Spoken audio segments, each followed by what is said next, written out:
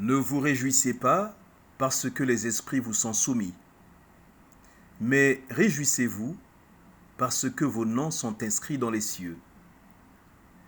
Commentaire de l'Évangile de Jésus-Christ selon saint Luc, chapitre 10, versets 17 à 24. Frères et sœurs, le récit de cet évangile nous apprend à ne pas nous attarder sur les accessoires, à ne pas nous laisser distraire par les à-côté, à ne pas nous laisser emporter par les digressions.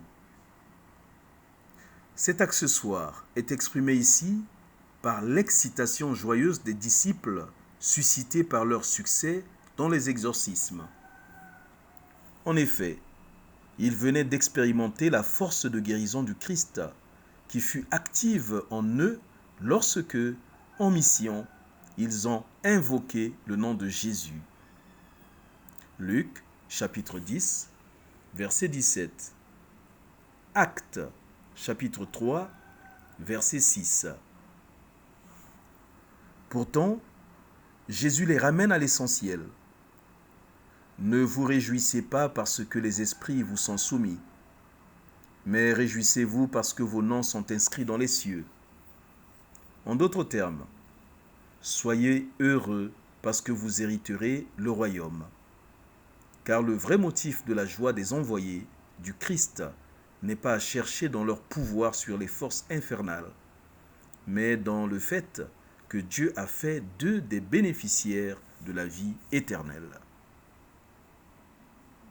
Quelle action aujourd'hui? Discerner et viser l'essentiel. Éviter les vaines gloires qui se dissipent comme la rosée au lever du soleil. Notre prière. Père, merci de m'avoir fait connaître le nom de ton Fils unique, le Seigneur Jésus-Christ. Lorsque ma prière est exaucée, accorde-moi en même temps la grâce de ne pas tomber dans le piège de l'orgueil, mais plutôt de reconnaître davantage ma place d'instrument et prendre conscience de la toute-puissance de Dieu. Au soir de ma vie, accorde-moi de participer à la vie éternelle. Quelles conséquences? Une flûte qui se glorifie aux dépens de son joueur deviendra prématurément inutile.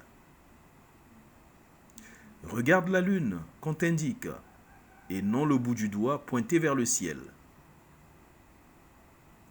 Pluie de bénédictions, tout pour la gloire de Dieu.